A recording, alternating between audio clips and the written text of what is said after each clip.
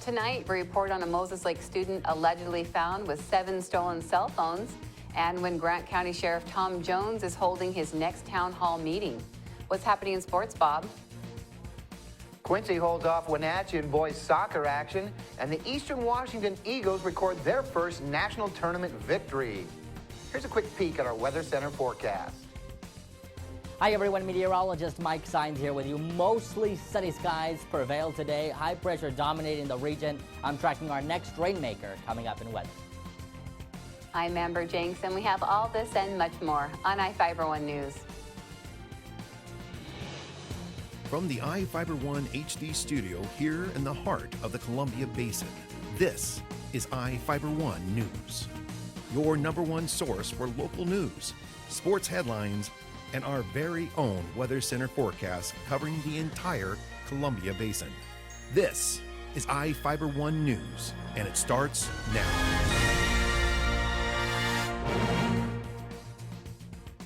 A Moses Lake High School student was allegedly caught with 7 stolen cell phones at school on Tuesday.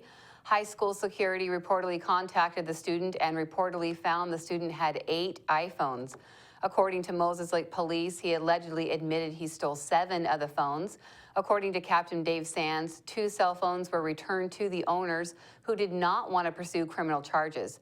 The student told police he stole 1 phone from a cousin's friend, 1 from a friend's brother, and 1 from a church on South Division Street. He said he did not remember where he stole the other 4 phones. Police are attempting to identify the owners of the cell phones. Soap Lake is still discussing how to restore the city's old fire station to convert the building into a training facility for the police department. Reporter Devin Higgins has the details. The Soap Lake City Council is working towards a final decision on how to restore the old city fire station and convert it into a storage and training facility for the Soap Lake Police Department. The building was vacated when Grand County Fire District 7 annexed the city last year, and the police department is already using it as a storage space for their surplus equipment. Mayor Raymond Gravel said he'd received a second bid from a Soap Lake contractor to do the repair work, which was comparable to the $42,000 initial bid he received from a Moses Lake contractor. Council members said they're looking to move forward on the project, but need additional time to review both proposals and determine the best option. We want to put this on the agenda for the next meeting. We want to see if we can get Mr. Weinholz here to answer questions directly from the council. You'll send an invitation to him? Yep. Thank you. The council agreed they should be able to have a final vote on the future of the station at their next meeting on April 6th. In Soap Lake, Devin Higgins for iFIBER 1 News. 2 of Representative Tom Dent's bills were spared the wave of vetoes from Governor Jay Inslee in a budget dispute. Inslee vetoed 27 bills approved by the Senate and House and called a special session in response to the Senate denying his request for additional taxes to generate an additional $137 million in budget supplement. Dent has 2 bills waiting to be signed by the governor. House Bill 2925 allows people access to Department of Natural Resources lands to save livestock during wildfires.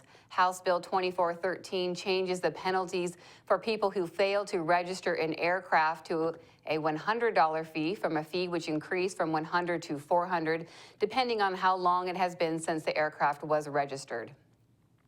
Quincy doubled the spending on programs to prevent kids from using drugs or alcohol and to resist gangs. The City Council agreed to spend $40,000 on the Grant County Health District. They approved a contract during their last meeting, agreeing to pay the district money to continue running the Communities That Care Coalition.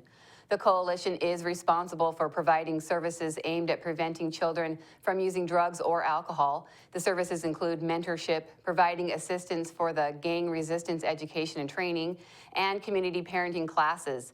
The district requested an increase of $10,000 from $20,000 for the coalition. The change allows the coalition's director to be available full-time, Recreation Director Russ Harrington said. The remaining $10,000 is going to pay the salary of an administrative assistant for the Recreation Department's Activity Center. Now we take a look at people being sought by law enforcement. This is Sheriff Tom Jones with the Grant County Sheriff's Office. Each of the people you see here have a warrant for their arrest. If you see any of these people, we ask you do not attempt to detain or apprehend them, but call us at 509-762-1160 or send us an email at crimetips@co.grant.wa.us. If the person is presenting a danger, call 911. With your help, we can bring these people to justice and make our community safer. We'll be back right after this. Here comes Obamacare, the biggest change in the tax code in 20 years. I'm ABC's Richard Davies with today's tax tip. This year's tax season marks the first time you'll be asked for information regarding your health insurance. Eric Smith of the IRS says for most people, this will be a non-issue. For more than 3 out of 4 taxpayers, the change will involve just simply checking a box on your return. That box indicates that you had health coverage and most likely through your employer. Others who bought government-backed health care and received a tax credit to help them pay for it will have to account for whether they calculated correctly. Kathy Pickering of H&R Block says there'll either be a payment or a refund. When they come in to file their taxes, now they're reconciling how they estimated their income to what their actual income is. The IRS says if you're low income and not required to file a tax return, you don't have to buy health coverage. But for those who could afford it and chose not to, they'll get a fine. With today's tax tip, Richard Davies, ABC News. Now for your iFIBER 1 News Weather Center forecast.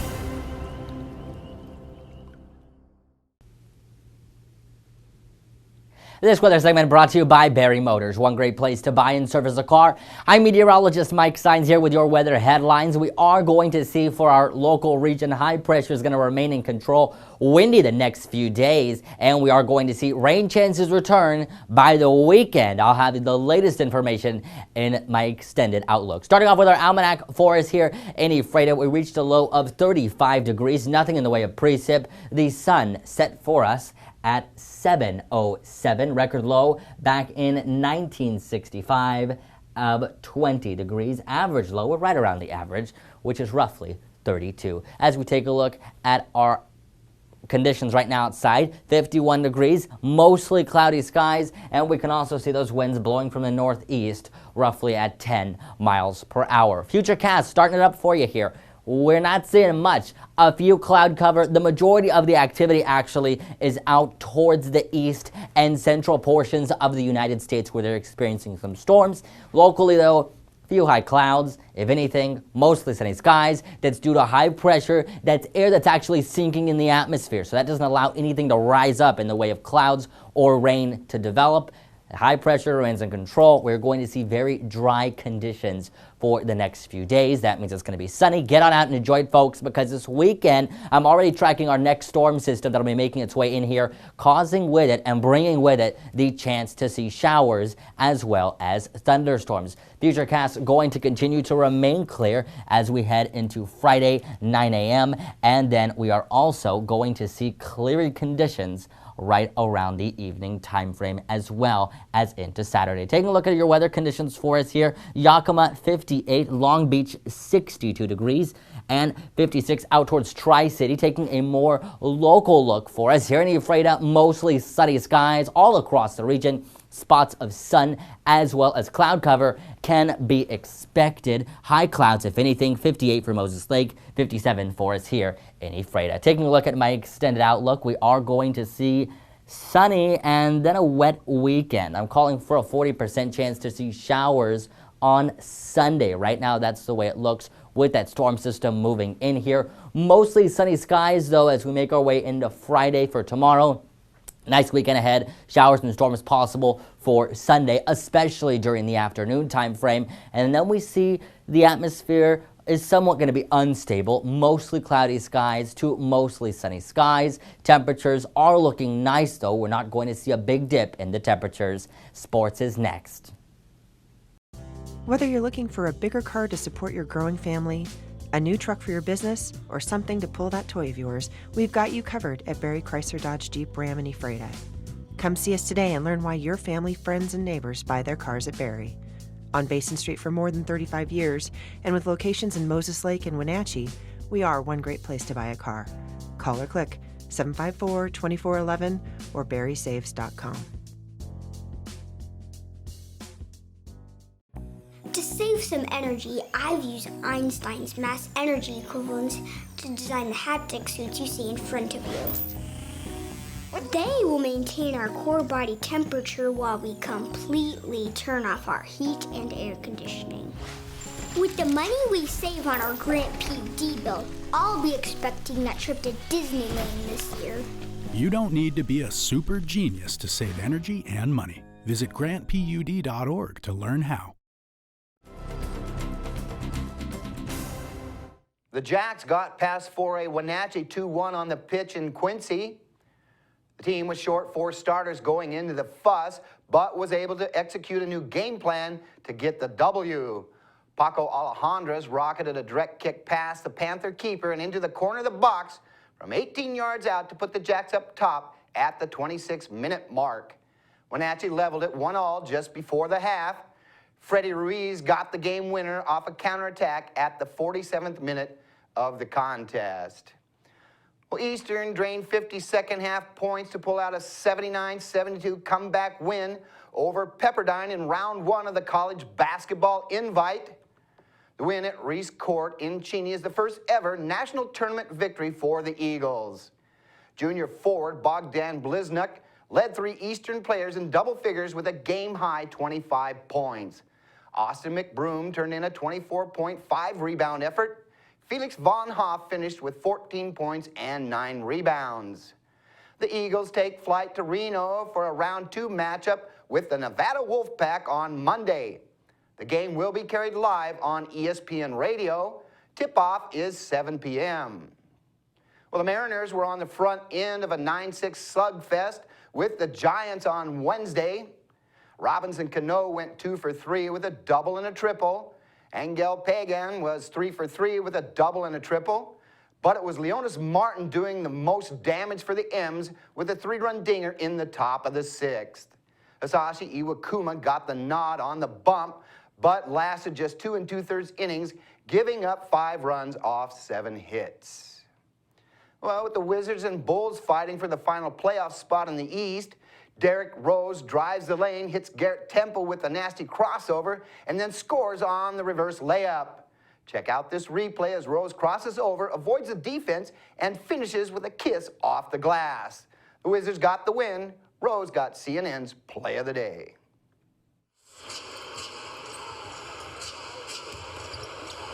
Rose, what a move.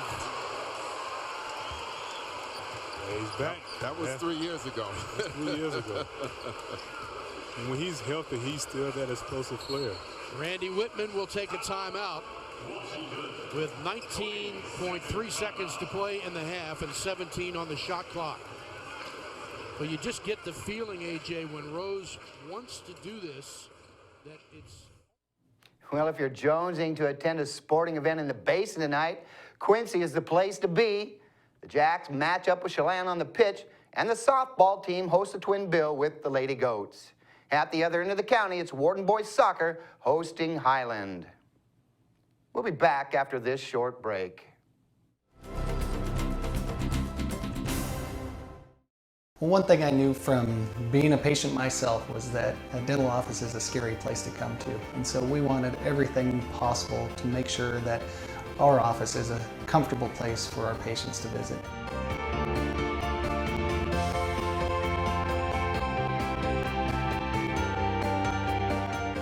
The patients that I have, my clients, have made me a part of this community, and we want to give back in every way possible.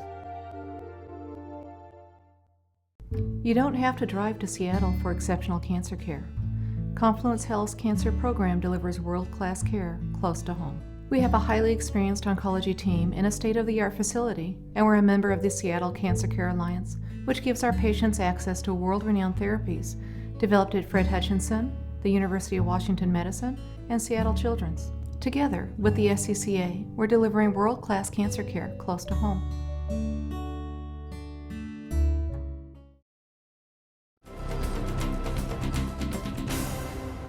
Our spotlight story tonight is about 10 Pin Brewing getting ready to start its first batch of beer at their new brewery in Moses Lake. Reporter Joe Utter has the story.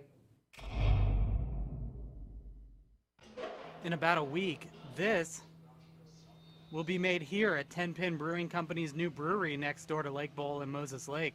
So right now, yeah, we're cleaning our tanks for passivating, getting ready to brew. So next week we should have our first batch in our brew house, which we're excited about. And then a few weeks down the road, we should have a finished product for the first time over here, which we're really excited about. While 10 Pin has only been in business for a few years, BJ Garby, CEO of Lake Bowl and 10 Pin, said the company has technically been in the beer business for decades. Our founder, Grandpa George, actually was part of the legislation that got beer into bowling alleys. So you could say we just started in the beer business, but we really didn't. We've been in it a long time.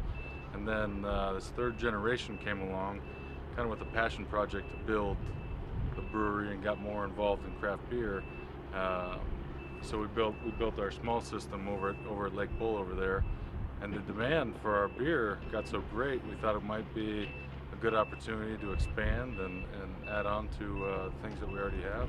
In less than 3 years, 10 Pin has grown from a 3-barrel brewing system to a custom-built 30-barrel system in its new facility, with an initial capacity of 7,500 barrels per year, but with room to grow up to 21,000 barrels a year, and plans to possibly add a tasting room and outdoor seating area overlooking the brewery. Garby said he's not really surprised how fast the brewery has grown in just a short time. To be honest with you, I've always kind of dreamt of this project prior to building that one over there. So I guess it doesn't surprise me, but it is fun that we're there and we're there that quick, and hopefully we keep expanding as fast as we did with this one. He added the project has been both fun and stressful. It's been a lot of both. I told my brewmaster Jim the other day, I said, man, we've been like two kids with a big Lego set lately, and we're just putting the final pieces together, and we finally get to play with it. It has been a lot of work, but I've got a lot of help. We've got a lot of help that have relieved a lot of the stress that came along with this project this size. Head brewmaster Jim Madden is working to clean the system this week before beginning the brewing process. Well, once you start crushing your grain out there, it'll dump into the grist case. That'll take about an hour. Everything takes about an hour here. It'll spend about 30 minutes getting doughy, getting moist, blending the water and the grain. Then it'll sit in the mash tun for about an hour. Then it'll transfer over to the lauter tun where we'll separate the grain from the wort. That'll take hour and a half, something along those lines. Then it will transfer it over to the boil kettle, usually 60 or 90 minute boils depending on the style of beer and what other kind of different flavors and things you're trying to put into it. Then over into the whirlpool, which could take as short as 15 minutes, unless I'm going to be adding some late hops, IPAs, those kind of things. Could spend an hour in there. Then it's off to the fermenters, where it'll be for a week or two. Initially, we're going to have our Core 4 out, our Snake Eye Stout, it's an oatmeal cream stout, our Angle Amber, our Groove Pineapple Wheat, and the Headpin IPA. We hope to relatively early start releasing some specialties and some seasonals, some one-off type of beers.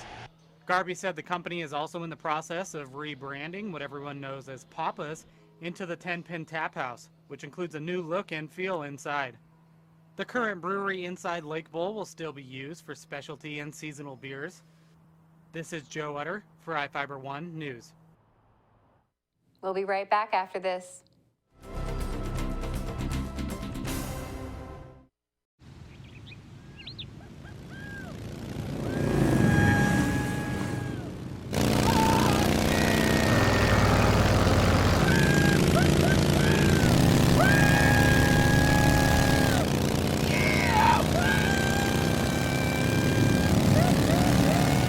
Experience speed like never before when you connect to Grant PUD's high-speed network. Visit grantpud.org to learn more.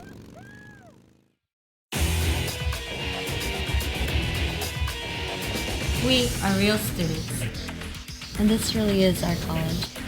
My dream will change the outcome of my life. My college is allowing me to achieve my dream. My dream is to be a pilot. My dream is to be a nurse. Only you can determine your dream.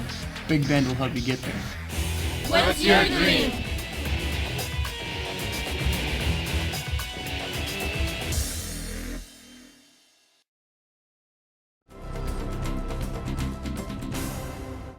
Welcome back. Grant County Sheriff Tom Jones is hosting a town hall meeting on April 14th in Larson.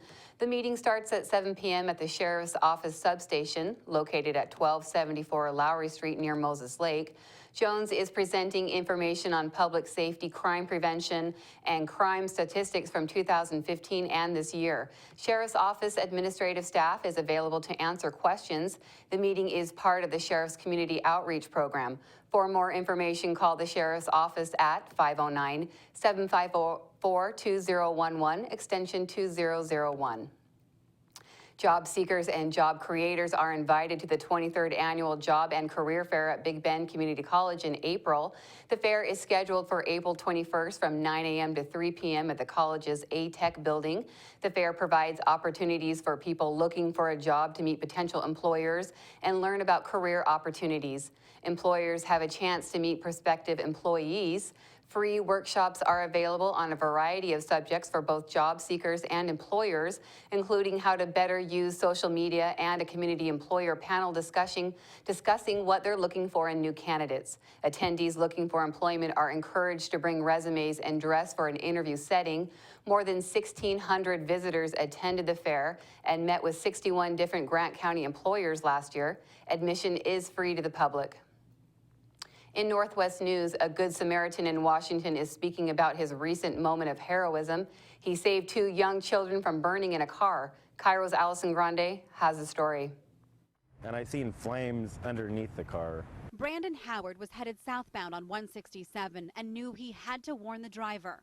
I came up beside the guy that was driving, rolled down my windows like, hey, your car's on fire. The car lost power. He used his truck to push it to the shoulder. And I asked him, are you all right? You know, there's nobody else in the car. And that's when he said that there's two kids in the back. 11-month-old Nehemiah and his brother, 2-year-old Ezekiel, were strapped in their car seats. We got to get these kids out of here. The toddler's mom had just been dropped off at work. The boys were with their babysitter, Ronald Williams. When it burst into flames, I was like, oh my God, let me get these kids up out of this car. The men worked together to rescue them. And trying to get the seatbelt off of the car seat, and it's just filled with smoke, can't breathe. Seconds after the toddlers were out, the entire car erupted in flames. When it burst into flames, it scared the hell out of me. The toddlers were safe. The Lord was with us this time. Howard put the toddlers in his truck and called 911.